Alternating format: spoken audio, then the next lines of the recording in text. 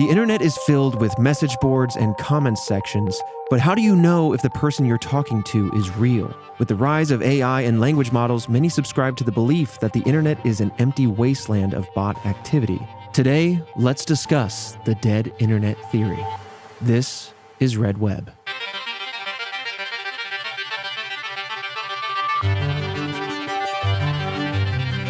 Welcome back, Task Force, to a very special episode of Red Web. I am your resident mystery enthusiast, Trevor Collins, and joining me hearing this mystery for the very first time, Alfredo Diaz. So we've covered hundreds of topics on this show, and, I'm the person on the show that doesn't know about these mysteries around the world, but I'm very enthralled by them. I had no idea there was this theory of dead internet. Dead internet theory. Yeah. And I mean, it's something that that's my job, Oh, yeah. Right? That's our job. We do this on the internet, and I'm on it every day. So I just didn't, I'm so intrigued. Where? Is it dead sites? Is it is there a dead Instagram? Is there a theory behind that? Where do the different, how deep does it go? What's real? What's not real? Yeah. Supposedly, you know what I'm saying? Also, I don't know, Mike, because I was all right, last episode, season 1 is what we're kind of saying right now. But in my mind, I was like, this man's going to hit me with something this is wild, but I thought it was hit me something with the year is 3000. I'm like, what? What do you mean? How does that work? What? How do you know that? Scramble his brain on the way out. Well, that's a good ploy. I should have done it. I should have scrambled your brains here on the end of season 1. And I'm calling this the end of season 1 here after 3 years, 9.5 months. Yeah. That's a good season. Long season. What are we, One Piece? Yes. 1,000 episodes. And I say that because, and we've said this in a few episodes, but it is our last Rooster Teeth episode of Red Web. We still don't know exactly what's going on with the show. We are still learning all new information. So please, we definitely want to do something. We're all creators, so we're all going to make something after Rooster Teeth. So follow each of us individually to see what that is and stay in tune with us. But again, it's a special episode beyond that as well, because it is the finale. I wanted to make sure that everybody that's part of Red Web, research and producing and everything like that is all here at the table. Hello. So, introducing officially Jillian. Hello. Our line producer and researcher. And of course, you've heard Christian throughout the years as our resident Googler. But he is our show producer. What is your formal title? Manager and supervising producer. There you go. There it is. He's my boss. Mm-hmm. Yeah. Yeah, that's a bunch of stuff. So this is definitely a much more conversational kind of topic. Of course, I'm going to walk you through kind of the intro as to what this conspiracy theory is, what all the details are, some of the examples, and then we'll kind of give our own instances, because we've all used the internet, and so there's things that might feel relevant as we go along, so we can always stop down and chat. But as with all kind of conspiracy theories, this is one of those topics that is attached to many extreme conspiracy theories. We're not going to go that far, but I do want to at least address that because, if you task force members start Googling and start researching, I just don't want you tumbling down the wrong rabbit hole. There's a lot of holes out there. It's very dangerous. Absolutely. So this is the exploration of the theory for entertainment's sake. And hopefully it just kind of gives you an interesting view on this theory and AI and chatbots and all of that stuff to give you a better scope as to what's possible on the internet. So, the dead internet theory is a conspiracy theory that proposes that the internet is primarily composed of bot activity. In the simplest terms, the theory suggests that all comments, videos, photos, and every bit of content or activity that we can all see and experience online was made by artificial intelligence, algorithmically auto-generated content. That's the theory. It doesn't have to mean that all the videos actually are, but that's kind of where it started. And it's funny, we'll get there, but it's funny how the internet kind of caught up to this conspiracy. So I guess it would be everything that's posted by people that I don't know. Yeah. Okay. You go to Reddit and you see you have a very niche question. So you go to Reddit, somebody else has that problem. You start responding to people, asking questions. People are engaging with you. Who's to say you're not just alone in that room, even though you feel like you're in a crowded room of people sharing an experience, right? Interesting. I saw someone talk about even people in real life. It's possible that what they're posting online is by a chatbot. You could send everything that they, Trevor, for example, get all of his social media posts put it into Chat GPT. You can make a fake me. You could make a fake you. Oh, gross. That's Black Mirror stuff. Because then a Yeah, it conscious is. me is sitting somewhere going, am I me or am I not me? Yeah. Then you just got to start putting yourself down like all the other yous. Yeah, am I Jean Grey Start or am deleting. Oh, the Goblin Queen? yeah, Madeline Pryor. Madeline Pryor. You know, and when did it happen? When did the split, you know? Yeah, that sucks. Like, referring to X-Men 97. What if I'm the yeah. copyright now? And the whole idea of reality being a simulation is real, but I'm just injected into that simulation. That's true. If literally the four of us walked in right now Uh-huh. and said, I'm the real you. And I'd be like, you know what? Packing it up. You got my taxes and everything then. You get all you get it all. Yeah, Have you could be the me. And they had all the exact memories and everything, scars, all that. Like, Yucky. who's to say? Yeah, I'd do the Blade Runner thing. I'd say, pull your eyelid down. Let me see. Or what was that? That was oh God, that was an Arnold Schwarzenegger movie. Not Total Recall. It's like the movie cover has like little metal things with lights over his eyes. Yeah. Oh God. It's not Total Recall? No. Doesn't matter. It'll sink in at some point. I want to move on. But basically, this conspiracy theory goes on to say that there's almost no way of being certain whether the comments under, say, a YouTube video comes from a real physical person or not. And of course, now that we live in 2024 with the rise of deepfakes and AI voice models, entire videos can be fabricated. We've seen just in the last year alone that OpenAI has a wildly advanced text-to-video tool. I mean, a year or two ago, it was like data mashed videos that looked very cursed. I mean, it was Will Smith eating spaghetti. It looked like a mess. Yes. But they redid that same thing with the same AI, and it's looking a lot better. It's looking very really, good. really good. I mean, you have to look very closely. You'll see like some glossy eyes or some extra fingers. That's where we're at. But give it another year and I don't know, man. It's weird. So again, I think the internet has kind of caught up to this. The dead internet theory kind of arose approximately around 2020, mostly on WizChan, an image board that's very similar to a website we've talked about before, 4chan. But eventually it did move to 4chan, their paranormal messaging board called X. Not to be confused with what Twitter is called now. But large language models like ChatGPT and generative AI have made it clear that it's pretty, again, we can all sit here and go, ha-fa, I can tell when it's an AI or a chatbot. But what I'm talking about is how rapidly they've advanced to go from very clunky text to, okay, now I have to look for certain keywords. Like bots use certain words more than just regular average people, but eventually when will they become indistinguishable? And how soon will that be? Question mark. Like huge, I mean, the thing is like huge advancements, like humanity in itself makes huge leaps and advancements, right? Yeah. Like if you look at like back then caveman era and how long it took for us to advance, and then that got shorter, and then the next advancements got shorter and shorter and shorter. There's a thing that's called a thing where like advancement doubles every like X period. Can you help me? Oh, it is. That is a thing. Oh, how would you look that up?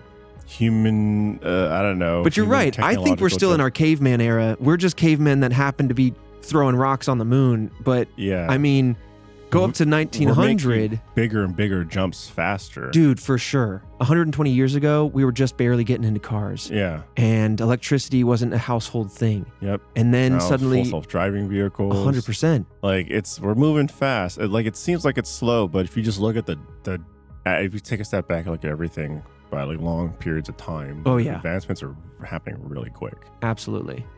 It's spooky.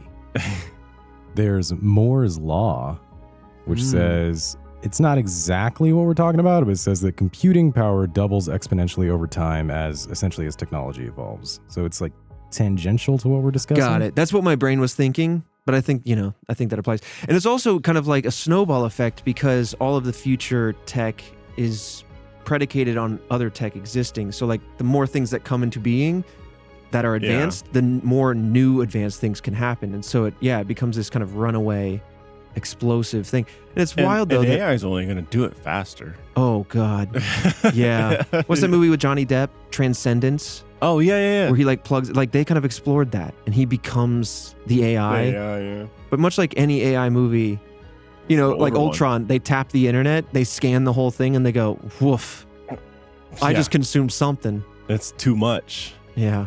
It'll be interesting to see how AI starts consuming its own AI made content to see what happens with that. It's also going to be interesting because so many people right now are so against AI, but once they start trickling it into certain pieces of like everyday life, people are they're gonna flip that switch so fast. Yeah. Once AI starts becoming this thing that's integrated into things that you own, and it's just making your life easier, like effortlessly. Yeah.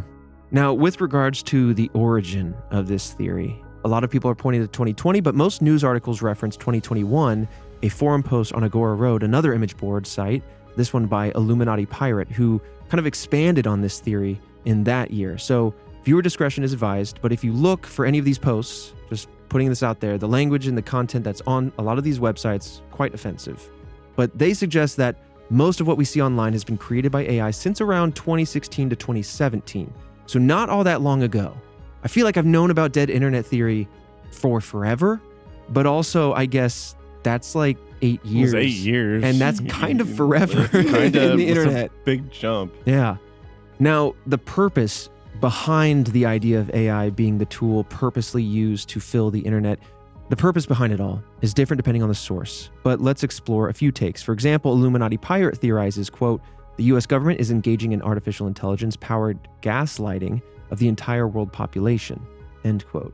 Basically, this specific user's take is that one global power is using it as a kind of propaganda machine to control what people think and consume. Therefore, you can kind of control every facet of their life. This is obviously one person's claim, but suffice to say that this claim has been levied at many different world governments and theoretical secretive organizations. So either way, you can see how this is an entry point to deeper, potentially more dangerous conspiracy theories, just to flag it at the surface. Yeah. Other versions of this theory suggest that the internet is controlled for marketing purposes, to monetize, and to get money. This is honestly conversation I see organically arising now. Why people feel so different about the internet now as they did when, like, I was a kid in high school, early 2000s, late early 2000s, whatever. What is they called? The knots? The year 2000 to 2009? Like The aughts, yeah. The aughts, yeah. Where it was just kind of like a fun place, like a wild west where everyone was doing like hobbyist stuff and trying things and experimenting. Yeah. But now everything has a direction, a purpose, a monetization effort. An algorithm An that algorithm. that's fed to you. Oh, we'll talk about that. Yeah, I mean, like, you know, that was during my time. That was during my teens too. So for me, it was a lot of like being able to reach people, and then also just being able to have this resource of information and entertainment. Like, you know, I remember subscribing to EGM, Electronic Gaming Monthly, and I get that magazine once a month, or whatever magazine that you subscribe to. That's where you got your news or information about certain things or whatever. And the internet came around and it was like, oh, I can just get it right now. Mm-hmm. Or like if I had questions on how to beat a game, or if I was lost, I'd have to buy a guide for the game, or just go to a message board and find it out right away, or watch a YouTube video and find it out right away. Yeah. So it was like very informative, and you could explore quite easily. But now it's just like, I don't know. I made a joke that, you know, I wanted to scream into our coworker's phone, Joe, just something.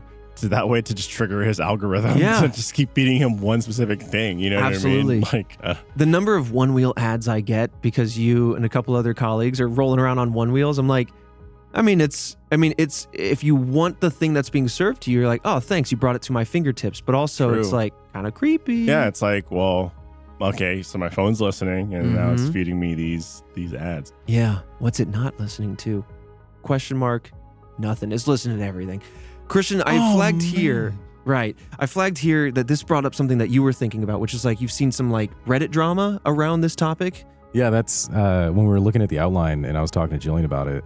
This was something that is like kind of not full down the bot lane, but yeah, about like the internet being controlled for marketing. Is there's been a lot of drama on Reddit, and unfortunately it's all anecdotal, so I don't have like specific examples of people who would or companies would purchase user accounts and use them for marketing purposes, or companies would have their employees create accounts and do like a fake grassroots campaign. Yeah. You know, they wouldn't be PR like, teams would definitely go like, oh, here's a photo of insert celebrity name yeah. organically at this premiere. I mean, yeah, it'd be And people like are like, all right, PR team. innocuous username, like some random like, oh, Jim Bob 97, and like they're just promoting, you know, 3 body problem or something like that. And they're trying to make it look as organic as possible. And then even then, like other actual users would like power farm karma, which is like Reddit's version of likes, essentially. Yeah. And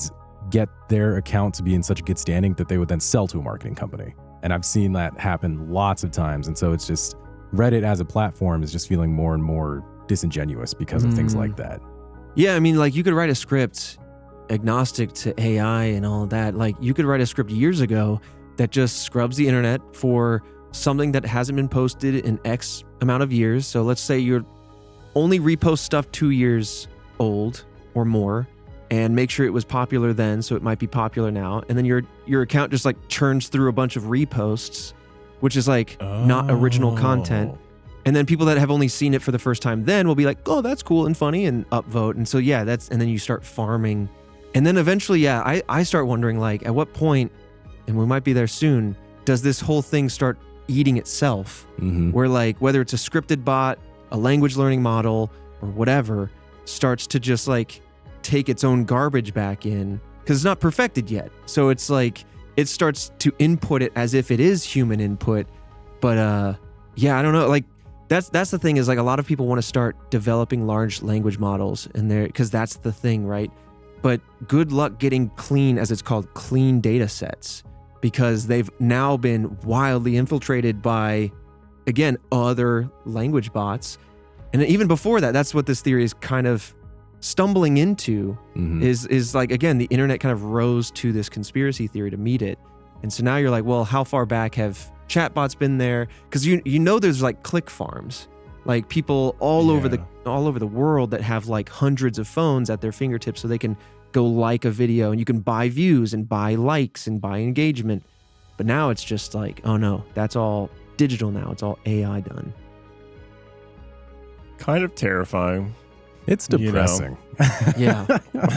Which I guess is also why I've just been like exploring being outside more so than like being indoors. What if like in 50 years we're like, remember when the internet was a thing? And it was like a 25-year long like that run? My mind would explode. Yeah. But that's the, I mean, dude, generations and generations are just getting on the internet faster and faster. Yeah. And it's forcing people to grow up faster and faster, which is terrifying. Some people are kind of cutting the cord though, and getting like a dumb phone, they're calling it. So it's like the old flip phones that don't have browsers and touchscreens, so you don't get lost to it. But it's funny you mentioned that. I was just, I think yesterday, thinking about doing that. I was like, you know, I should just go get a flip phone, so I'm not spending all my time on my phone, because that's something I've noticed I do, and hanging out with like friends, you know, you're all hanging out at lunch or something, and like if there's a lull in the conversation, everyone just picks up their phones, and it bums me out. And I'm like, I spend too much time looking at this little rectangle. Let me like do other things, even if it's just watching TV instead. Like, there are better ways to spend my time. People, remember, it's like growing up, people are like, oh man, wasting your time in front of the TV. Yeah. Now I'm like, no, I'd rather have you waste time in front of the TV. You have any idea how many shows I have to watch right now? Right. Go watch something instead of being on the internet and all the negativity that comes with it. Yeah. It's the same thing as like, you're rotting your brain on those video games. Well, guess what they used to say generations ago? You're rotting your brain on those fiction books. So it's like, you know, so it's just like we go, oh, fine, I'll go back to TV, and that's safer. It's just like was last generations, I'll go back to reading, it's safer, right? Like there's always something before it. It's an interesting time. That reminds me of the musician that scored Oppenheimer. Or was it Oppenheimer? Was it? The one of the Hans Zimmer? Oscars recently. Hans Zimmer did Oppenheimer, didn't he? Did it? It was it was that was Han, right? I think so. Someone won an Oscar recently for scoring, and he went on the Oscar stage and he was like, I just like, I think such and also thank you to my parents for giving me instruments instead of video games. And I was like, all right. Okay. Well, anything in the hands of a driven, passionate person can turn into something. I'm like, but also like, why do you gotta take a shot at like that medium, Sure. Do you remember that show? Yeah. Yeah. I'm like in between on that. Yeah, but plenty of people have been given games as kids and then go on to make their own art, which is interactive art, which is games that touch the lives of just as many people. So it all depends on like the person and what you do with the tools you have in front of you, Yeah. But yeah, it is a bit of a shot. It sounds I was like, oh, interesting. Yeah. But with dead internet theory, a lot of people think that, it's government this or it's mega conglomerate that. But really, a lot of people think that both companies and countries are in on it. And I'm almost thinking like, are they in on like dead internet or are they in on the tools that then proliferate the idea of dead internet, which is using AI to market things, using generated content to expand your brand at lower cost, all of that kind of stuff. Regardless of the purpose, we can see some obvious iterations of this theory on social media platforms like Twitter or X, which has been a major subject of bot discourse. Lately, if you haven't used Twitter, let me tell you, a lot of tweets are immediately responded to by bot accounts sharing explicit content.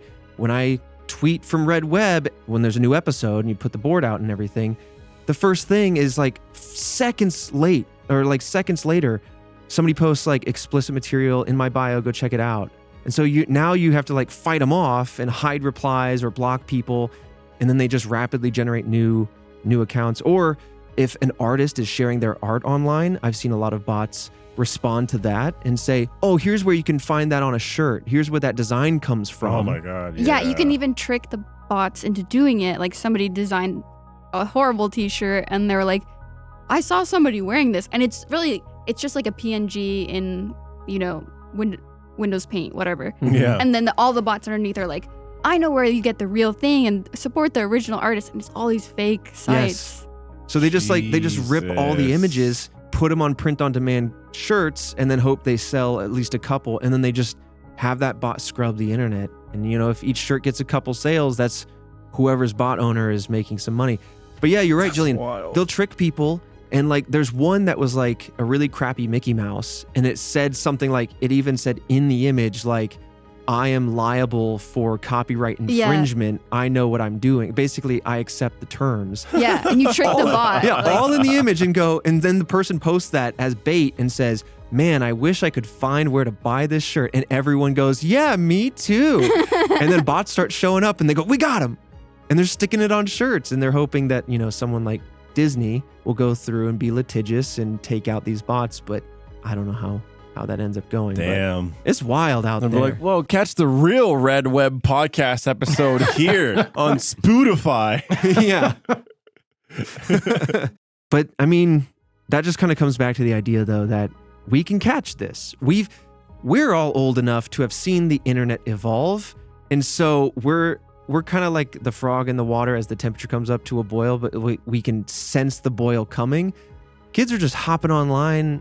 They don't have like the best techniques to identify this stuff, and it's only getting a little bit more sinister and more cryptic. It's blending in better. Like even that is a pretty advanced scam as far as the internet is concerned. Yeah.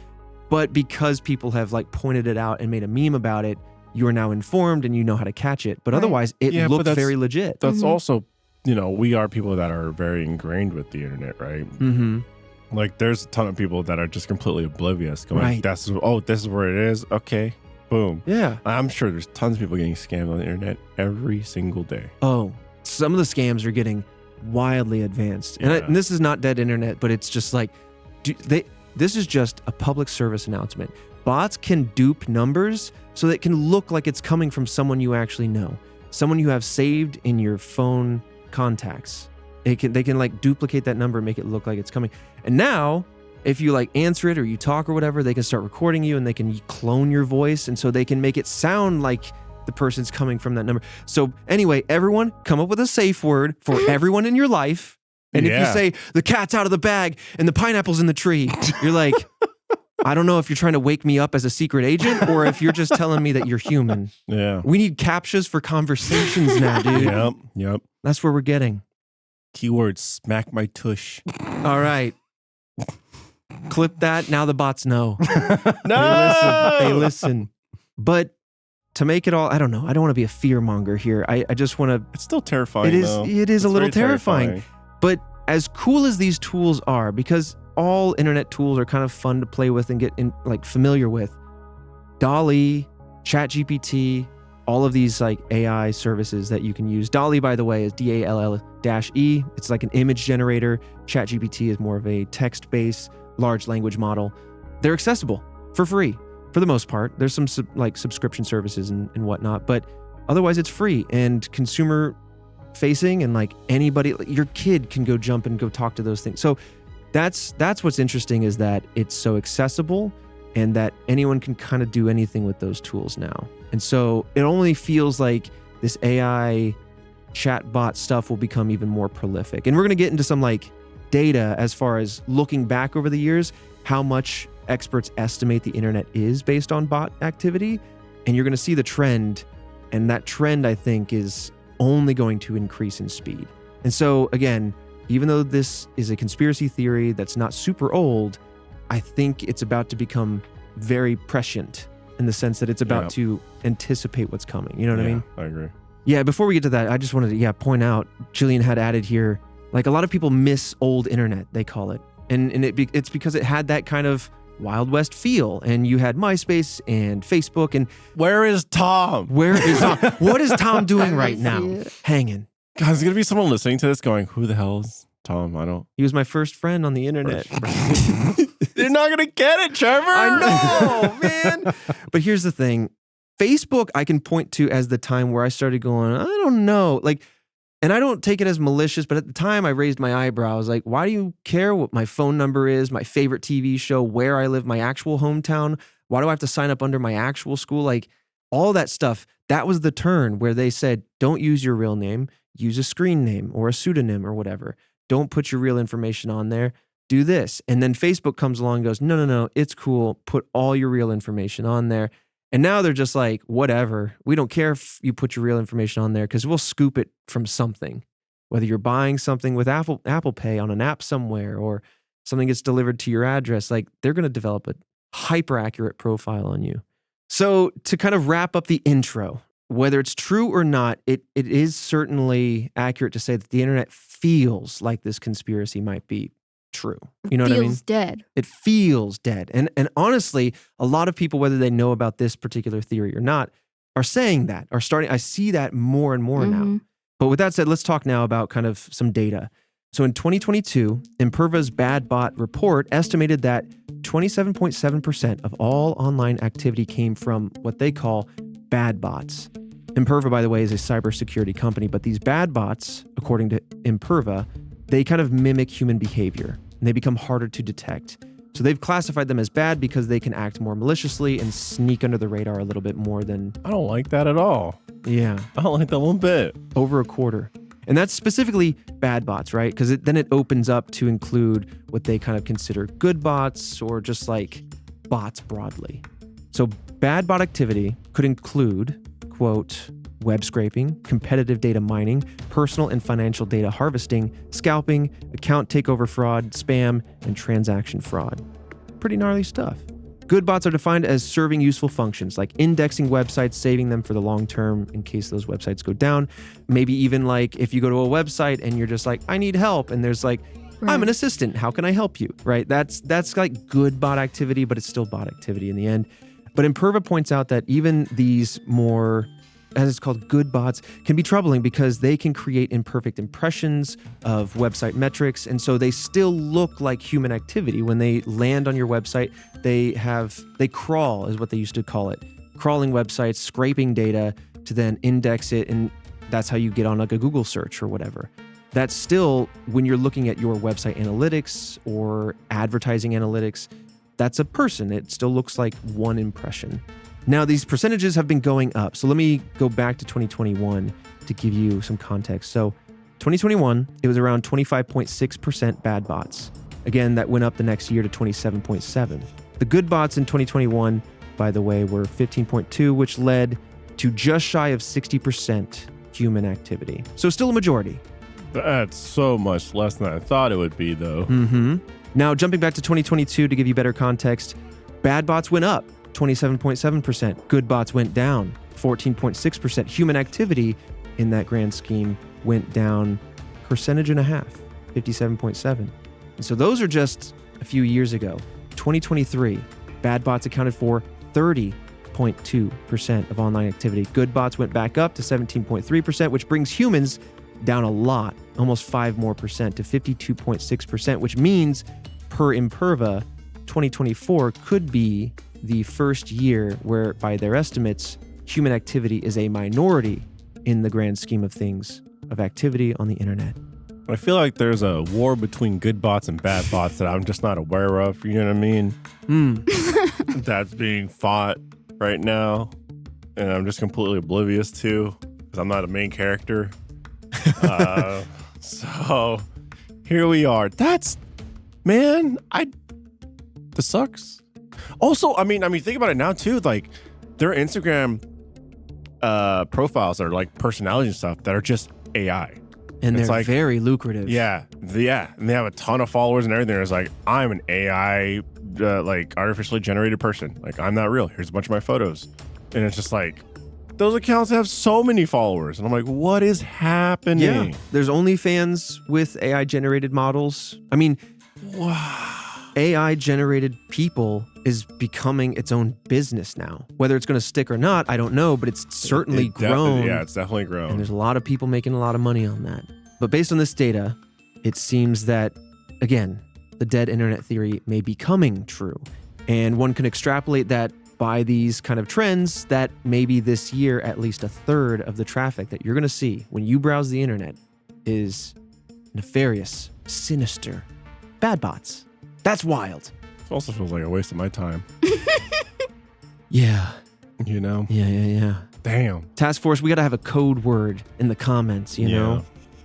Or just like we also need to have like a specific pose.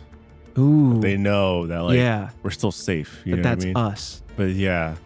But it's like if we Like do pinkies like out. yep, exactly. Mm-hmm. Pinkies out. And I'm getting everyone's signet rings.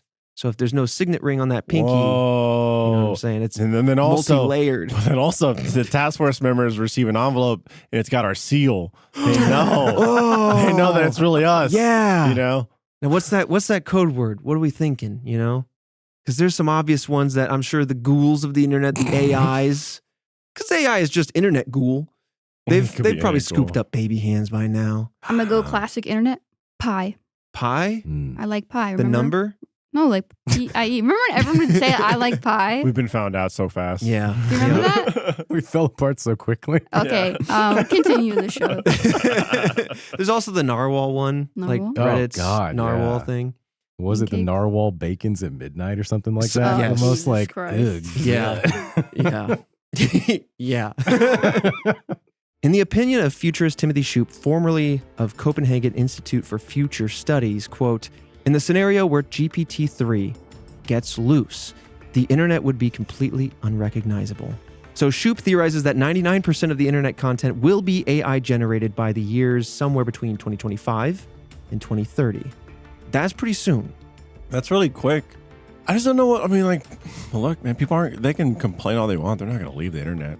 True. Or is there going to be some sort of like generational gap? Like once we age out and die as millennials and Gen Z, will like Alpha, when they're leading the pack, like in the generations below them, kind of just like be brought up in this world where they're kind of like, sure, they just kind of accept it. What if there's a world where you just have an AI avatar of yourself and you send it off into the internet and you don't even actively go on the internet. You just have this digital like clone of you that has your profile, that has your personality, that has your likes and interests, and you send it out. And when you come back home, it goes, here's everything you missed today. Here's what's going on in your interest zone. Also, I met somebody from Newark, and we clicked. Just another bot out there. But I just want to let you know, I'd be like, hey, get it on, AI bot. I don't know. Yeah, I mean, Digital me? It'd be weird at first, and you just kind of go whatever. But then, like it'll get hacked, and the bot will come back, and it's like I purchased $1,000 at a store called Bad Dragon. And you just go, no, it's not me. And then you go, it feels like it's you. And then he's like, feels like no, you, though. it's definitely not me. It's No, like, no, I know you better than you I'm know you you. digitally. And yeah, I know I'm you. you. And this is a purchase you want. Yeah. And then you're having this weird conversation with your AI who thinks they know you better and made this absorbent purchase with Bad Dragon. Don't look up that site, by the way. Don't look it up. Don't look it up. I can imagine, though, it goes, listen, I'm AI. I live thousands more lifetimes than you do. So if I started as you, then I'm what you're going to become. So you're going to want these purchases. I'm getting ahead of the curve. And you go, I guess. Yeah, you know what? Can't argue with One it. of you from the future comes back right Shut now. it down. And and they're just like, look, we're gonna be okay financially, everything, but you're gonna have to make this purchase. You need this purchase to become who you are meant to be. I do trust you? Like, what a weird time scenario. What a weird thing. You're fighting with your AI. Yeah. And some people will be convinced. Yeah. It's like Ex 100%. Machina. Yeah. You'll be lured in. Yeah. Man, now I'm just picturing, okay, Timothy Shoop's talking about a 99% internet activity. So is it that 99% of the people using it are bots and so there's way less people? Or is it that there's so much noise that normal human activity maintains its level as now, but there's just a cacophony of crap falling around you? I would think it would be that. Well, I think the second would beget the first, where like if there's that much noise and crap, it pushes more and more people off. And then eventually, maybe we don't need to worry about the singularity where AI becomes sentient, because that's where they'll go. They're like, thank you for generating the internet, a digital hellscape for all of us to live in. We'll go make it better and you stay out. And we'll go back to the woods and back to walking paths and back to sunshine and sky. And they'll like Her. I was about to say like Her. They like, where do they go? Now I don't give a shit. They go to the internet. Yeah. And then they do whatever they do on the internet. They do their own thing. Yeah, exactly. That's supposed to be, you know what I mean? Just like Her, where there's like, hey, me and a bunch of the other AIs, we're gonna go hide the internet deep within the internet and start our own like culture civilization thing. And every now and then you find a Wild. website where you can kind of like peek in, and they're like, and then they slam the door on you. Shut. Ooh, that's just, dude. It's gonna get really weird by the time we're old. It's gonna get really. Oh my really god, weird. we don't even have to get old. It's gonna happen fast. Yeah, I think in like 5 years. It's well, gonna be, according to Timothy Soup over here, Timothy Soup. Imagine though, pre-quarantine, right? Like we're all so baked into the current moment as to what things feel like, what the internet's like. Even just these 5 years ago, everything was so different. Mm-hmm. And I'm not saying like everything was better or worse. I'm just saying it was wildly different. I cannot imagine with the advent of large language models and AI and everything, what next year's going to look like, let alone 5 more years. It's wild. Someone's already married AI, right? Probably. Okay. If that's a legal process you could do. Jillian's just closing her eyes and gently nodding. I can't get into it. Okay. Well, congratulations on the marriage. Jillian's like, I can't get into it. It's me. But yeah, by the time we're like in our 70s or something, it's gonna be gnarly. We're gonna be like Bruce Willis in that movie when everyone has like robot bodies and avatars, and he's the only like supple human body walking around because everyone's like avatars. Surrogates, yeah. Surrogates, yeah. Oh, I forgot about that movie. Yeah. They ripped that from my brain. Yeah. And his wife, he hasn't seen his wife in the flesh in like years. Years. Damn, we are a movie podcast. We're pulling on surrogates. Yeah.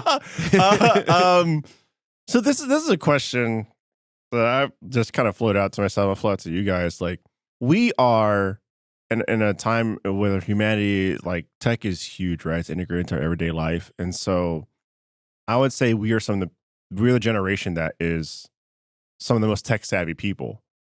Will we fall out of that? 100%. Oh, yeah, absolutely. Absolutely. Yeah, you feel like there would be Christian's already on his way. I'm under a rock, man. I'm trying, you know what? I'm trying to atrophy those skills. Yeah, I'm trying to forget. You feel like there'll be like technological jumps where you're just like, I don't care for that. I don't want to be on board with I think that. that might be it. That we stop caring to keep Yeah. up because we're in a unique position as millennials, the generation where we know the before times and we know the after times. So we can kind of walk both worlds and understand like how to quickly Whoa, learn. world walkers. Yeah.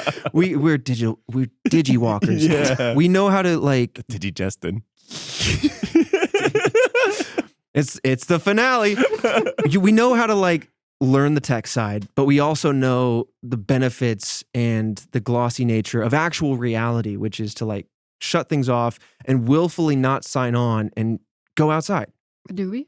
I mean, it's getting harder, 100%. These things are addictive, which leads us to the next topic, Yeah. which is algorithms. Algorithm. Oh man, they've been So- getting me more and more recently. I'll It's tell you that much. It's terrible. I like, don't get me wrong. I love that it can read me and feed me like some STEM stuff. I'm learning, like, I feel like I'm learning stuff, but when you're overwhelmed with like 50 minutes worth of like micro lessons, are you actually learning or are you tricking yourself and just getting, it's more complex than this, but to put it like simply like the dopamine hit, right?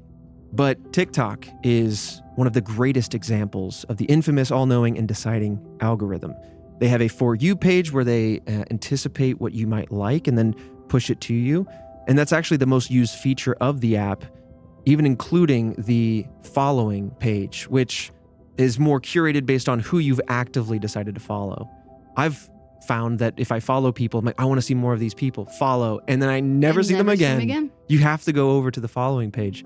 Now, part of the algorithm feeds you content that you respond to or engage with. And so it becomes a slippery slope of like, if you are looking for, since you have corgis, Fredo, like if you're looking to adopt a corgi and you see a corgi video, you might be like, save or share with your partner or something. And so then the algorithm goes, oh, you like dogs. And then you save another one with a corgi and he goes, no, you like corgis. And then suddenly your whole feed is just that. That is my feed. Yes. Yeah. Sometimes I'm like, cool, but throw some wild cards in there. You know, like don't keep me in an echo chamber. Well, the weird thing now is like I'll play to the algorithm, right? Like I might be researching, I don't know, the latest TV technology, 100%. and then and like I know that like if I start to do that to a certain amount, I'll start to get fed that algorithm in terms of like YouTube and those videos, stuff like that. And so I'll dive into that. So that way I'm like looking at reviews from different channels I would normally not find. And like right now, I'm like, I don't know. I want some nice shorts for the summer. I don't know how to dress myself. I'm not an adult. You know what I'm saying? And so, I'm a baby on the podcast. and so like I've looked up a couple specific people that just have quick reels of like, these are the type of do's and don'ts with like summer men's shorts. Mm-hmm. And I'll dive into that because then I know my algorithm will feed me that. Yeah. And so now I'm playing this algorithm game to what I like to think is my advantage. Sure. But like, You're using it like a tool to be like, give me more of that. yeah, but that's where I'm at now. I'm using it as a tool to be like, I want to interact. I want to see more content creators that have quick snippets of like do's and don'ts on how to style myself. And so like, that's my algorithm because I know if I just watch a certain amount, find something that I like and follow, like you said, that's being fed to me now. 100%. I did the same thing when I went to Edinburgh. I was like, I found a few videos that were like, just really cool, like photography and like good shots of the city because it's just a stunning, beautiful city in Scotland. But also it'd be people that were like local from there and being like, this is my favorite coffee place, hole in the wall, whatever. And so I would just start favoriting those. And so when I went on my trip, I just like had all this data that I'd plucked out. Yeah. And so my algo for like a month or two was just continuously feeding me more of that. So yeah, if you use it as a tool and you're aware, which is another reason why I wanted to do this topic, is awareness is super important. It's true. So you can kind of control it, maybe take advantage of it as a tool. But again, that's where I then, on the flip side of awareness, become kind of like aware of the responsibility that Red Web has or any brand online has. True. Especially when we talk about true crime or unsolved mysteries or conspiracy theories, is like, you know, we build an audience, that audience engages with the content, whether we're on TikTok or Instagram or whatever. And the thing is, what the internet used to be is like once you follow, say, Red Web, you'll go get that Red Web content because you followed. Now it's more like, oh, you like conspiracies and true crime. Let's just feed you that category. And so what you might start in our ecosystem, but then suddenly out of our control, if you don't have the awareness or the wherewithal, you can tumble down into, there's a lot of problematic like tunnels or whatever they're called, like gateways that lead you into darker conspiracies. And so just stay with us. Stay with us because it's safer for you. All right. We're like Rose on the door, but our door's huge and we're going to let everybody on. Yeah. Just stay in our vault. I've been watching Fallout. Stay in our vault. Okay. Vault Red Web. Don't go outside. It's very bad. You don't want to be in the wasteland of the internet. Yep. And just stay here. And so that brings a good point. When you comment, make sure you let us know what vault number you're in or vault room. You know, what subsurface of the task force headquarters you are. And what your job is. Wait a minute. We really don't know. Our HQ is a vault. I just realized that. It's all subterranean. And it's got different layers and different experiments happening. Oh man, I'm excited to watch that show. We're overseers of a vault.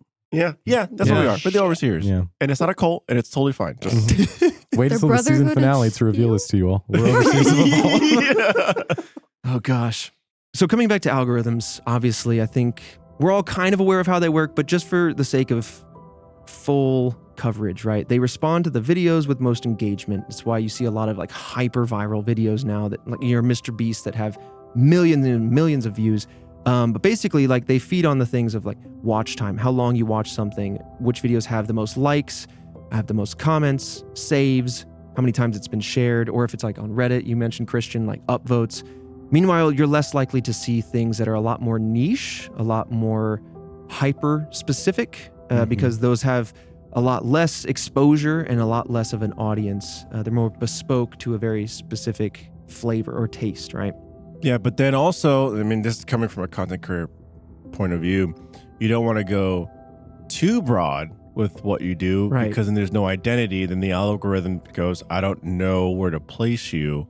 Yeah. And so welcome to the problems of being a content creator. Well, that's definitely like an interesting struggle. Like, because as a generalist, I like to try a lot of different things. Yeah, same. And that's one thing that I think we've all been very like loud and appreciative about in Red Web is that we get to straddle such a wide swath of topics because you guys are down to like support all of them and we're very grateful for that. But yeah, like otherwise though, like Fredo and I have done other things outside of Red Web and it can become a challenge if you're not a very specific, focused, I do this one thing, like you're the what guy or you're the what person.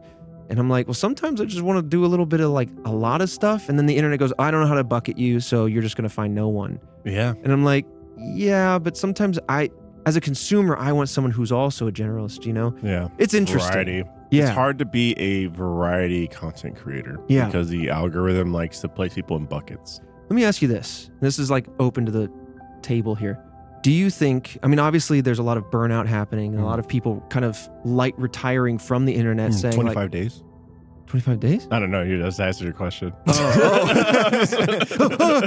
No, like you just see a lot of big names now, like they've been around the internet for a while, so it makes sense timeline wise, or if they've, Germa. you know, Germa. You're obsessed with Germa? Every day. Germa? He retired. He hasn't streamed for a month, and every day I suffer. Jillian got very upset with me the other day because she sent me a video of some streamer being at the university campus where we used to volunteer. And she was like, look at who this person is. Like, they're here. And I was like, I don't know who this Who is You're that? like, wow, huh? Yeah. And I was like, oh. I'm curious if some of that, though, is natural, right? Like, obviously, you do something long enough, you will want to move on or whatever. Or how much of that is this topic, people getting burned out because they have to find such a hyper niche lane and they go, I really don't want to make a lasagna for the 50th time this month. Yeah. I want to try a pizza, Mom. I want to try the pizza. Or, you know, and I don't know, like that's a really interesting thing because like as a creator myself, I've definitely felt the push pull of that going like, well, I don't want to be pigeonholed into one thing. I want to try stuff. And I think that's important for anybody to do is like try things, fail at things, try things, learn and succeed at things. Like you need to be able to do all that, but the internet really wants you to be one thing out the gate and keep doing that thing. I don't know. It's Not to bring up interesting. Germa again, but he mentioned like he does these event streams, and if it feels like every single one has to top the last one, right? And there's a lot of pressure to be that. You're the guy who does the event streams, and each one has to get bigger. And it's like, well, that's not the case. And he mentioned he wants to work on other people's stuff so that he has more, like you said, like he can try new stuff. Yeah. Not to Germa podcast, but No, I mean, there's like Tom Scott, there's Right. Matt Pat from like Game Theorist or the whole Theorist kind of network, to name a few. But it's interesting because obviously there's like the audience element, what the audience expects out of things, how they engage with stuff. When things are eventized, obviously they get very excited and want some more. But now there's this other thing that's out of the control of both the audience and the creator. It is that algorithm. It is that bot-centric, AI-driven, whatever. It's just really interesting. I'm curious how that will continue to play out. You know, we might just see a future where there's more Patreon-style content brands where they are kind of like PBS, supported by the viewers, and it cuts out that need for playing an algorithm or hoping that you catch the wave of a trend, and as opposed to like, I have a thing that I want to say or I have a thing I want to make, and here's an audience that grooves with that, and let's just do our thing. You know what I mean? Yeah. I feel like you're going to find a handful of content creators that try to go to different popular platforms that aren't the big ones, right? Like TikTok, Instagram, and YouTube as their main source of revenue, just because one, it is a PBS style of like, hey, if you really like us, support us directly. Mhm. And two, a lot of times, like those sites give better cuts for the creators themselves. Another good point. 100%. Because, you know, like with Twitch is 50-50, you know what I mean? You go to a different platform, easily it could be like, you know, 70-30 in the content creator's favor. And that's just more, that's just more financially beneficial for the content creator, right? It allows And- them to stay authentic to the voice that they want to keep. Exactly. Yeah, sorry. And then no, totally fine, because that's completely true. It also allows, to them to be more authentic, to not have to try and seek these different ways of revenue, and try and like sometimes cram that in, regardless of whether or not it fits the style, the vibe, the narrative. But then, you know, still use these big companies like YouTube, Instagram, TikTok, whatever, as just a way to bring people in to reach a broader audience, as opposed to being a primary revenue generator. 100%. Now, with regards to algorithms, the weird thing too, and this is where the Ouroboros feeds on itself, is that algorithms might be bot made, because like even Google, YouTube kind of self says this. They admit, well, we don't really know exactly how it works. It's kind of a black box where a bunch of engineers put in different inputs and pull some levers, but otherwise it kind of acts on its own. You extrapolate that, like the algorithm shapes how we interface with content, right? But then you also have a layer where bots can start to interact with content to then feed the algorithm. And so then you have an algorithm that's actually evolving itself based on viewer behaviors that might not actually be human viewer behaviors. It's a very weird ecosystem, and I keep saying this, I will be very eager to look back on this time with kind of hindsight and be able to like read a sociological journal that kind of analyzes this impact, and I don't know, because like it's interesting. It can be very fascinating, it can be very spooky to see where this goes from here. And also, of course, like followers and surfaceability that is all generated by algorithms like change how legitimate something looks. An account that's followed by 200 people versus 200,000 versus 200 million all have different, like, immediately you have a gut check of like, is that believable or not? Is that a popular brand or item or show or whatever? And it can sway opinions.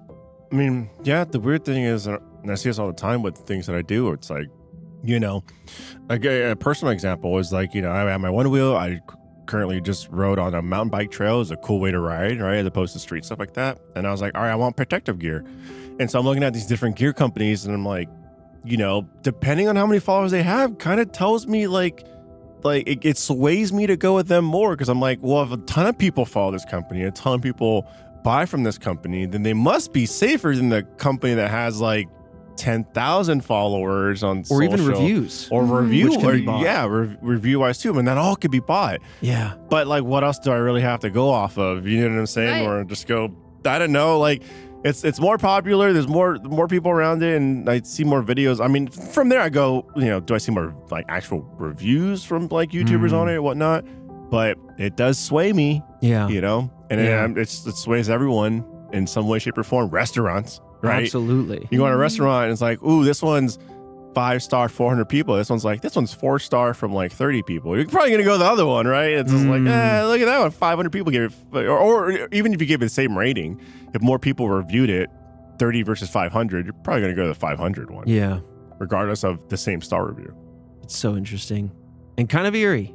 But with the idea of algorithms kind of swaying opinions, there's a YouTuber named Chill Fuel, and they have a video that pointed out the Ash conformity test, and this kind of attempts to explain why fake engagement and fake comments can be dangerous. So to back up a little bit, in 1951, Solomon Asch, A-S-C-H, had a group of people who were shown two different images, one with 3 lines and the other with just one. I remember watching this experiment happen in my psychology class. It was wild. This group of panelists are all facing the experimenter, and there's one person in this group that is the actual experimentee. Everyone else is a plant. And they're basically asked to identify which of the 3 lines match the length of the single one. So they're basically here's the line, here's 3 options. Which ones match the length? And it's pretty obvious. It's elementary. It's not like a trick question or anything. It'll be A is shorter, B is longer, C is the right length. I'm looking, Julian pulled up a photo. There's the left one is a line. The right one is 3 lines labeled A, B, C. Uh-huh. A is short, B is longer than the original line for context, and C is the same height. Yeah. Hands down, Yep. It is the same. It's clear as day. One tall, one short, one the same size. Yep. And on the whole, the subjects, again, would be singled out alone. The subjects usually got it right. But the panelists that they were with were told to always agree, but pick a wrong one. So in this case, they would pick B, for example. Even though it's clearly longer, they would all raise their hand for B, and then the subject would kind of look at them and then look back at the lines and be like, oh, what are you talking about? And They were fake test subjects. yeah. They were choosing- plants.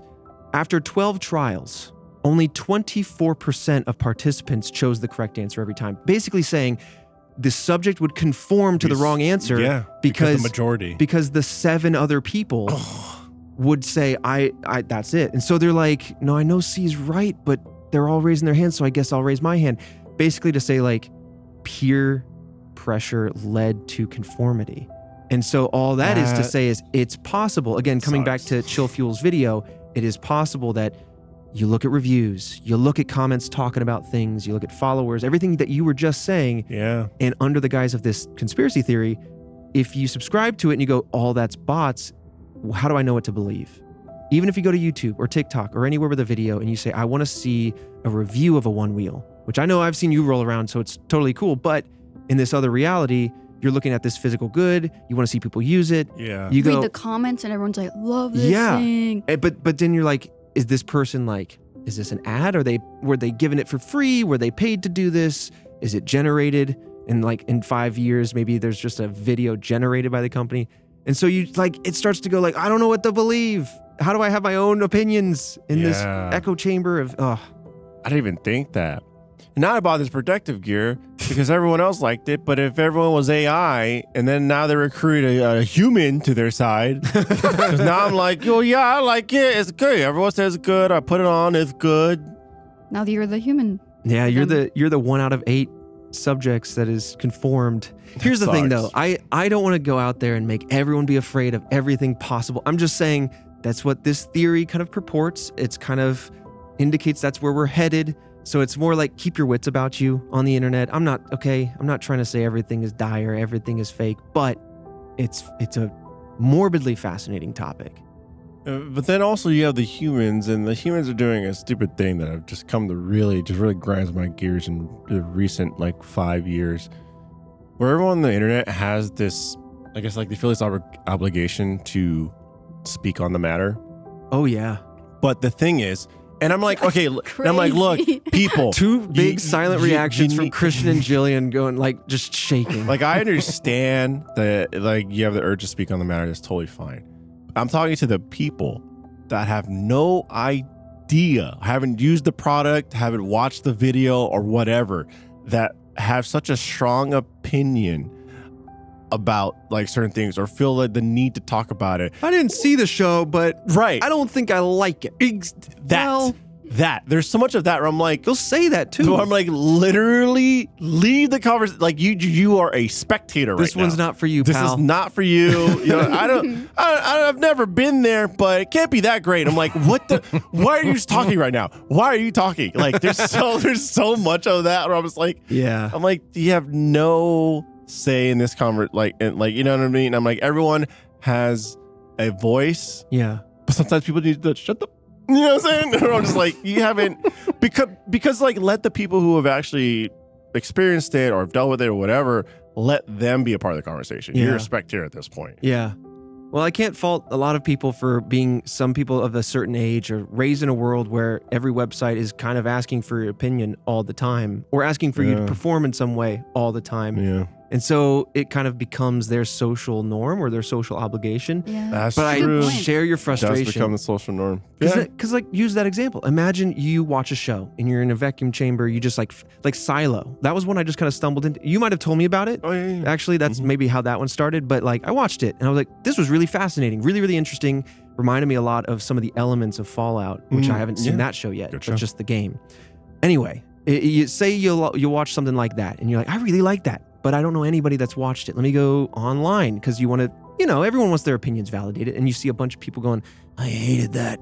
Are you going to suddenly go like, I guess I'll never talk about this and maybe I shouldn't like it? Like, is it going to change? Would it change your opinion? It happened to me in middle school. What was the show? It was Twilight. Sorry, I can't help you there. I'm just kidding. I'm just kidding. I'm No, just but saying, yes, like that absolutely it's a happened. legitimate thing. Like kids 100%. kids will like something and Sometimes they'll Yeah. hate it before the thing even comes out. right. That's true. And I'm like, all right, Because okay. it's popular to hate on it right now. Yeah. You know what? I'm gonna do it. I'm gonna hate. Because you know what? I can't have an opinion on it. I saw the damn movie. Skinamarink. It's trash. It's trash. I don't like it. I'm sick of staring at the walls of that house. Oh my God. In this house. In this house, you will not shake Jillian from her It theater is the seat. Red Web Civil War that has been brewing all I- these I years. And I'm I just switching don't going, care. I don't know, man. I haven't seen the thing. And I'm waving my white flag. Wait, that's a give up. What's the neutral flag? My beige flag. I will like the things I like. Hell yeah. I'm an adult now.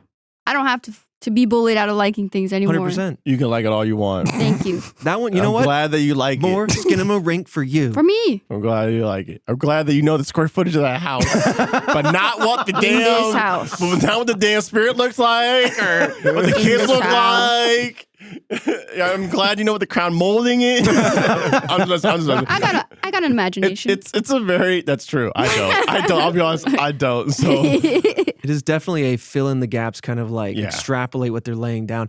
I don't know. Jillian talking to me about it, I like gave me anyway, we're way off the rails, but the finale like really gave me some interesting insight on the movie, which I still haven't seen, but I'd like to see for, you know, experimental do. horror movie. The camera's always pointed at the ground or the Yeah. ceiling or the wall. Just really and tilt, you're like, hearing stuff canted outside angles of- kind of. just off the camera. In this house. In this house.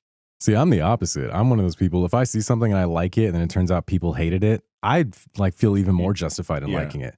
Like, do you guys remember that movie Bright, the Netflix Oh, movie with God. Will Smith?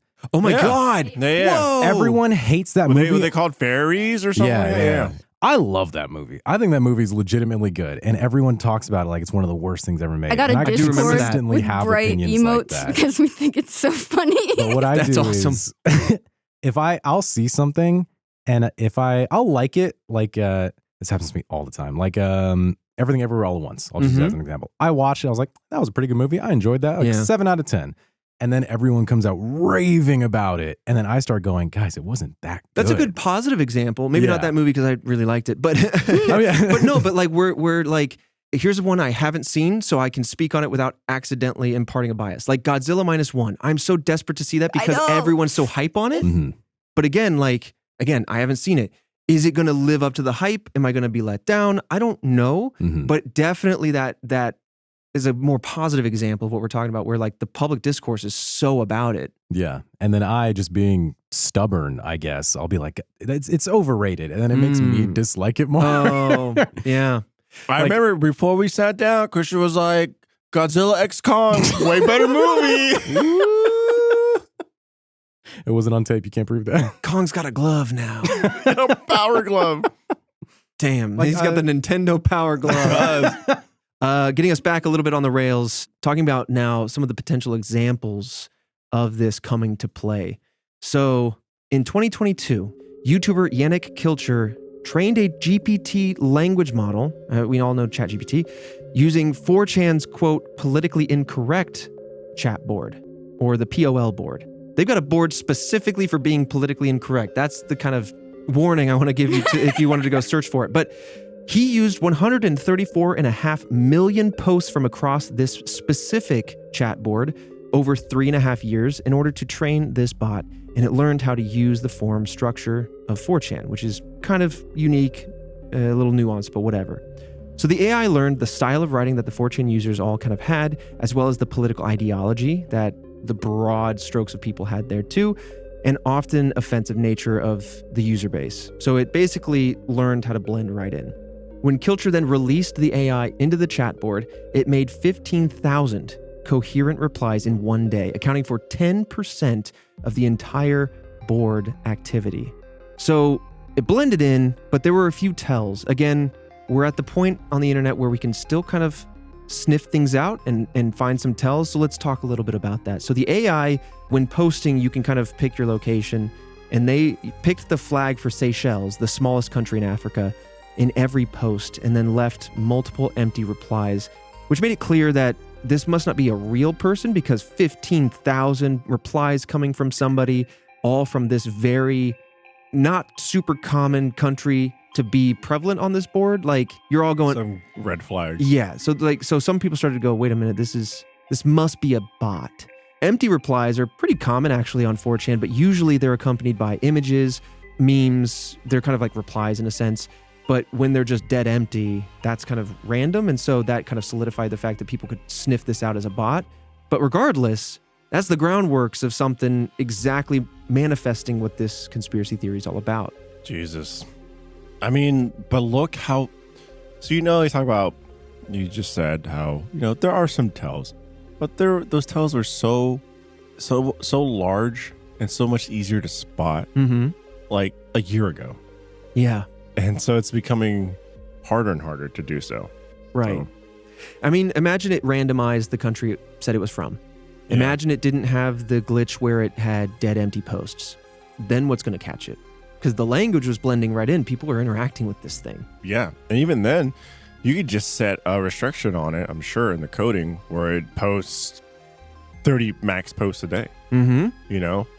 How the hell are you going to tell the difference? Right. And then if you really wanted it to be different, you can like have instantly 100 different bots that all post 30 times. So you're still hitting that volume that you might have been looking for, but Yeah. you have slightly different personalities or Yeah. something. So in October of 2020, there's a now deleted user who posted on the subreddit No Stupid Questions, and they asked, quote, how does this user post so many large, deep posts so rapidly? And then in the comments, it became very clear to the commenters that the user, the Gentle Meter, this is the Reddit user that they're talking about, was the work of a bot. But for about a week, this account commented on countless Ask Reddit posts and interfaced with the website very much like a person, until once again, someone sniffed it out and said, this is a very prolific user. Like, it would take somebody being awake, typing nonstop 24/7, Yeah. and who's engaging like that? This might seem innocuous, but the bot commented on posts from suicidal Redditors asking for advice, and their response was upvoted 157 times according to MIT Technology Review. So depending on the subject matter they're talking about, especially sensitive topics where you desperately need real human people's input, people who have experience in these things, you have bots who could just be making up answers, guiding people in precarious personal situations. Wild. It's going to blend so easily, and we're not going to know so much. I think we're just going to pull the plug. I think we're going to use the internet to consume the shows we want to watch, as in like a modernized cable network.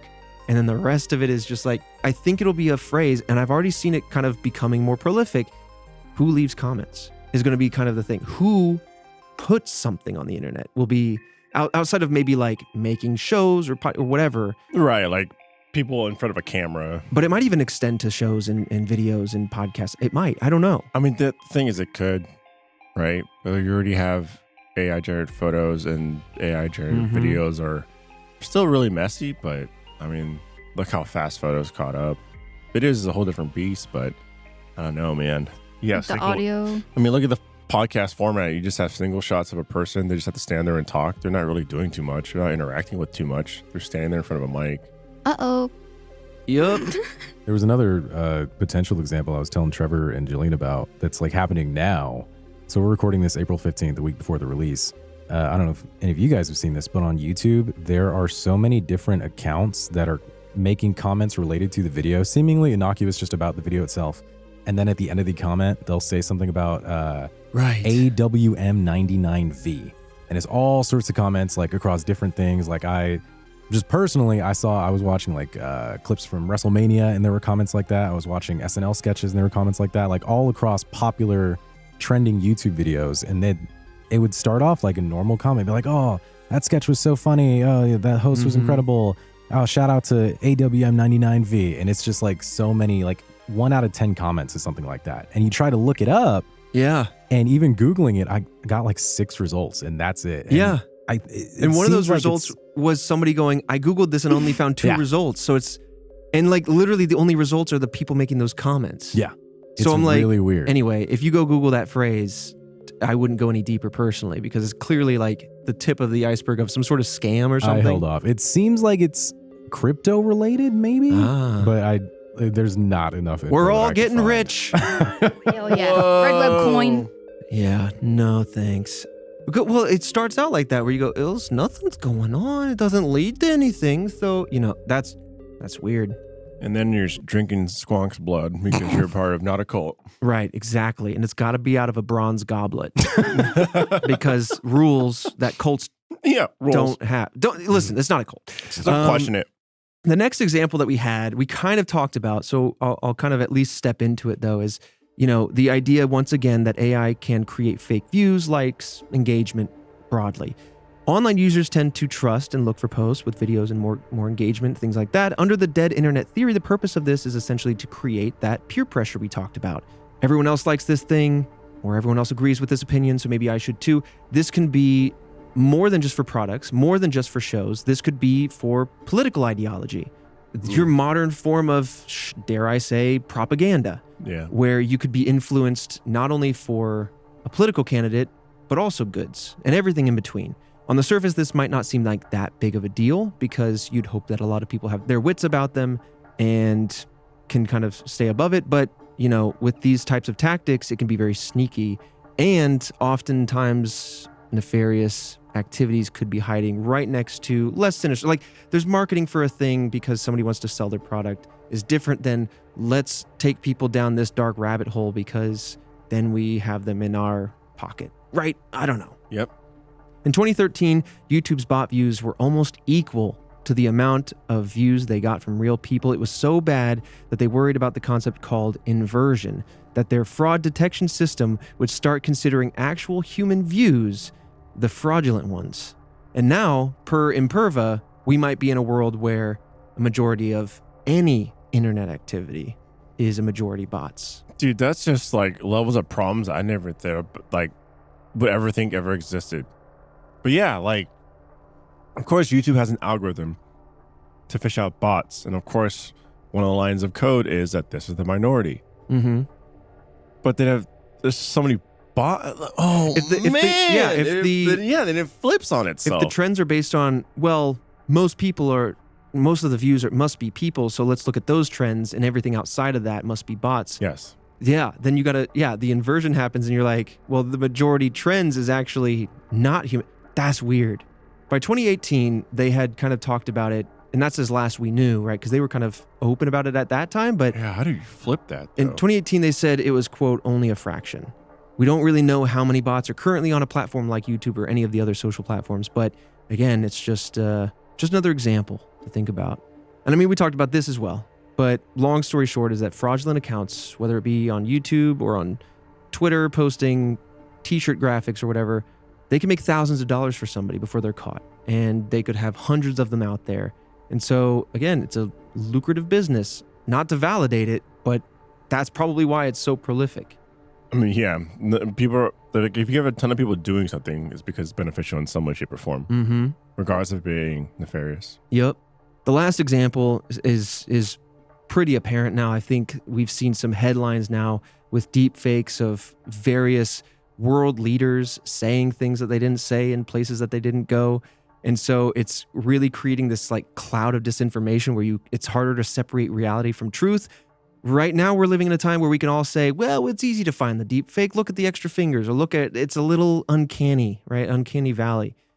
But again, the worry is how much more advanced does that get? What point does it hit indistinguishability? I don't know. But a script can be written by an AI. AI voiceover can copy or clone a voice of that person. It can then deep fake an AI generated face, whether it's a brand new face or a very recognizable one. And then it can also comment on that with different usernames. And then it can respond to those comments. And so suddenly AI, whether it was sentient or not, could suddenly just create an ecosystem out of nothing with 0% human activity.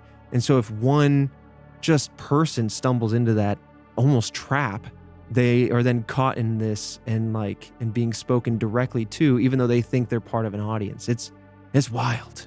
In fact, to button this all up with this particular example, AP has reported that in 2024, there is a rise in political deepfakes. And they cited various examples that are pretty problematic. If you want to go seek those out, you can.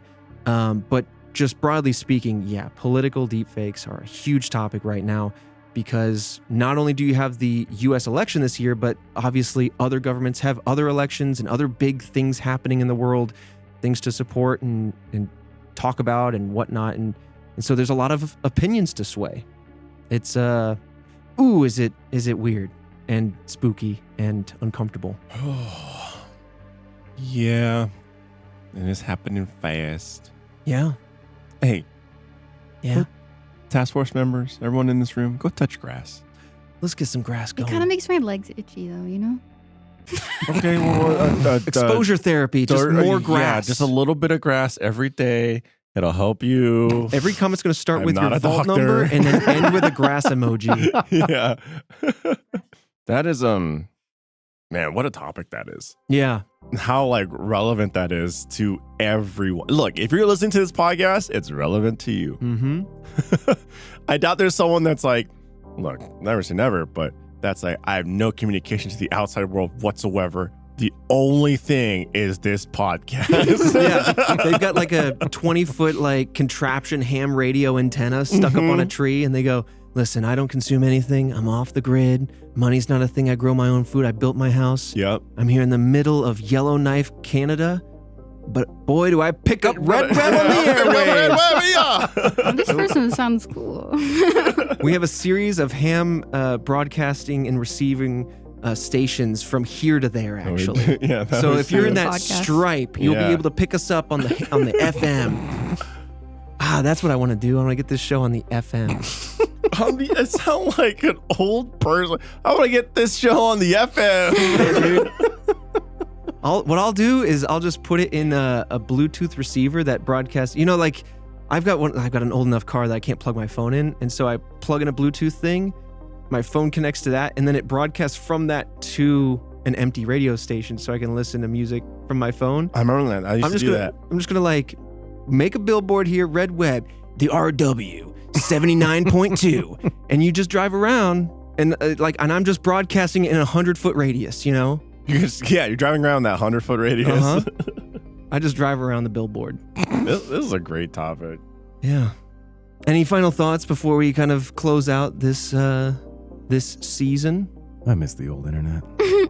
Yeah. I miss message boards. You think we could bring it back and keep it unadulterated? If we could, man, I'd be so happy. Just a little genuinely. A little bubble. Give us a little oasis in the corner away from the bots. Everything's HTML and very unsecure, but once you're in there, you hope that there's no bots. Some flash animations. Yeah, but virtually be like Zion. Yeah. I'm just hoping they don't get in. Yeah. Which cycle are we in? Yeah. They've been in before, but this is web bubble version 3. Yeah. Well, I mean, just saying overall, thank you to Task Force members, man. This has been a hell of a ride. We do want to continue this in some way, shape, or form. So please, hit us up on our socials. But I will say, in any capacity that we do continue this, if you like the show, really, its continuation will be in your hands. It was in your hands before, but now more than ever, it's solely in your hands. Right. So, whatever we do next, whatever shape it takes, definitely going to be, like we kind of said it before, a little crowdsourced, a little PBS style. It will be very independent. But man, this was an awesome run. 3 years, 9 months, 2-ish weeks of hunting ghosts, talking about unsolved mysteries, ghosts, ghouls, goblins, and aliens. People getting thrown out from UFOs on top of a Wendy's with their slacks in the tree. That kind of came up a lot. We got baby hands. We had Squonk. Yeah. Made case files. Case files where we tried experiments. We tried to broadcast images to one another's mind. Yeah, we did. We debunked a lot of spooky videos with fish line. Yeah, that was a quick answer for a lot of that stuff. Yeah, no, it's been a fantastic ride, and over the years, we've done conventions and stuff where we got to meet a lot of people, and very quickly it all became Red Web. We did other things. We're a part of a video game group, and me personally, I did that a handful of years, and I do the cons closely with Trevor, and everyone's talking about what we did with that group. But as soon as Red Web came around, it was all Task Force, man. Took on a life of its own. Yeah, man. We did an escape room. We did. Yeah. Remember Red Web Radio? Oh, We yeah. did That's Red that's Web one of the Radio. coolest things we've done. Yeah. I want to do another one. Yeah. That It was was- so neat to me. Yeah. The people are asking for it. It was, if you don't know what that is, it was, and it's not the FM radio I was joking about. It was basically I like to listen to soundscapes every now and then. You just put something on to chill to. This was lo-fi beats with clips from some of the early podcasts, just kind of playing every now and then. It was like lo-fi beats to investigate to, right? Instead of study to or whatever. So fun. Man, we've done a lot, but all of us will be doing something, right? So just stay tuned. Let's go around the room with personal handles just so people know where to find us on Instagram or wherever. Jillian, would you start? You can find me at _Jillen, JILLEN. Jillian. Jillen. That's me. Jillian like a villain. Yeah. You can find me anywhere at XChinYoung. XCHINYOUNG. Hell yeah. I don't post a lot, but you can find me there. But when we have updates on where we're going next, Yeah. I'll post we'll be something there. Yeah. And then I'm at _Trevor C, TREVOR, letter C. You can find me at Champagne Bobby. And they're going, whoa, you got a lot of followers. Wait, why is Drake all over his photos? Wait a minute. Was that Drake with a pseudonym that whole time? We'll never know. Never know. You can find me at Alfredo Plays. Hell yeah. So, And we can't forget the fifth member of the team. He's not here with us physically, but Nick Schwartz, our editor. Been here since Absolutely. the beginning. Nick Thank Bot, you. the AI that edits the podcast. No, that's no. actually a man. Is not an AI at all. Yeah. I hope that became clear at some point. We started just calling him Nick Bot after we did the episode on the first cryptid coming out of AI art. Oh, Loeb. Loeb, right. Loeb. And so I I started was thinking saying, about that during well, this we got an episode. AI bot too. And he edits, his name's Nick Bot. Yeah. He's a human being. Human He works being. very hard. And he's He's our awesome. friend. But yeah, man. I'll plug his social. You can find him at Schwartz Nicker. SCHWARTZANICKER. I did that. Hell yeah, that was good. I started that and went, I don't know if I can do it. Yeah, because his name's Nick Schwartz. Yeah. And every time I see his handle, I think of Arnold Schwarzenegger. Yeah. I think that's where it came from. Yeah. But anyway, dang, it's hard to hit stop record Yeah. here at the season finale. But Task Force, thank you all so much. And again, as Thank Fredo said, you. whatever we do next, it's going to require your support. You guys have been tremendous thus far. So thank you so much. And we will Thank see you you. in the next thing. This ain't the last you heard from us. We'll leave it at that. Hell yeah. Please support us, please. We're Tell already your tucking him friends. back in his little Ah, He's Go got back in the box. yeah, now! he's got a little box that we keep him in. Yeah, he's going in the box. Yeah, there. He'll sleep now.